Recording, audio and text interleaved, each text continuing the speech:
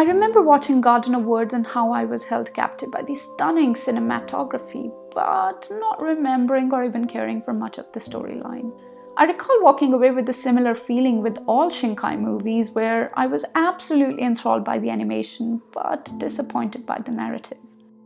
So when another Shinkai movie was announced, I speculated that this one would also garner hype for only its breathtakingly beautiful visuals, but nonetheless deliver a disjointed and mediocre narrative. I wondered if Shinkai was just too fixated upon delivering a beautiful piece of work with little to no depth to storytelling, and if so, should I really give Shinkai another chance? And boy oh boy, I'm so glad I did. Kimi no Nawa, or Your Name, imbues wistfulness, nostalgia, love, and connections transcending time and space. Considering how this movie packs a punch by taking the audience on a 2-hour-long emotional roller coaster, this shouldn't really come as a surprise that Your Name is one of the highest-grossing Japanese anime movies of all time. Released in 2016, Kimi no Nawa is a movie written and directed by Makoto Shinkai and produced by Comics Wave Films. This movie, without a doubt in my mind, is the best movie Makoto Shinkai has ever made. The movie combines Shinkai's impeccable artistic skills with a strong grasp on narratives that only a few others in this field have mastered. It is because of this movie that Shinkai has been hailed as the new Miyazaki by many critics. Unlike many other anime movies, Kimi no Nawa does so much more than just tell a tale of relatable characters.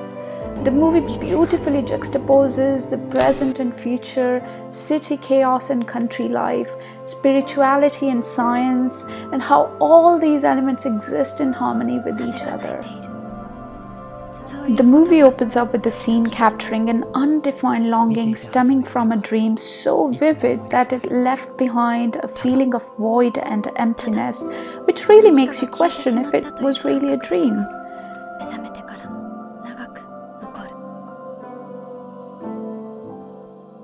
The movie follows two people, a girl named Mitsuha from a small town named Itomori and a boy Taki from Tokyo, who discover that for reasons unbeknown to them, they're switching bodies.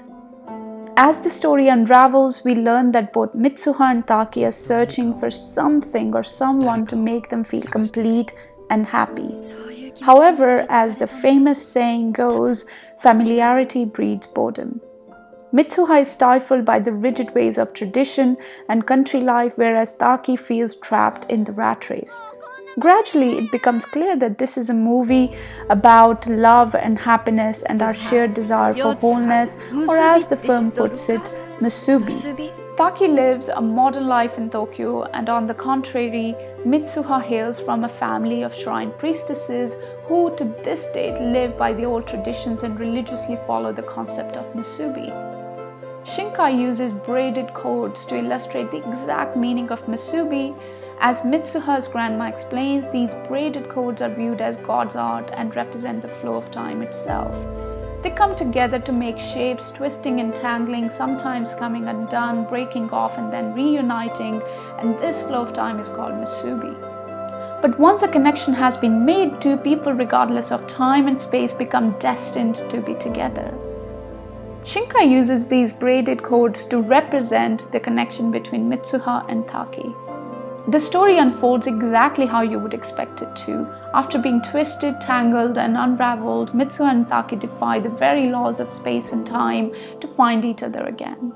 Kimi no Nawa follows a theme of a lost sense of belongingness, a feeling of emptiness that we're missing something desperately, but never quite figure out what that is.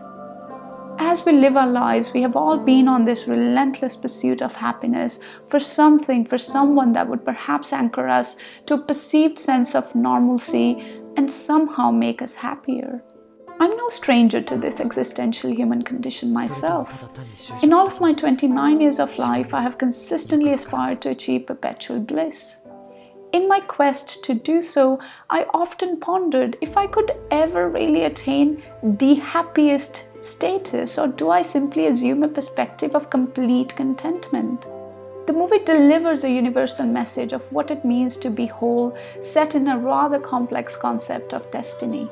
In this interpretation of destiny, the movie doesn't talk about what we are fated to do, but rather refers to what fulfills us the most, and in other words, our pursuit of contentment.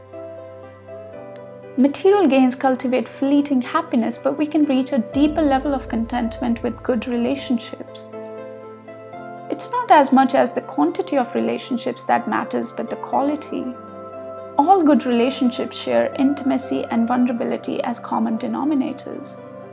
Shinkai insists on this kind of intimacy and helps us realize that we are indeed meant to connect with others and destined to love. Your Name helped me realize the exquisitely important role of my relationships in life and how everything else will fade into insignificance by comparison.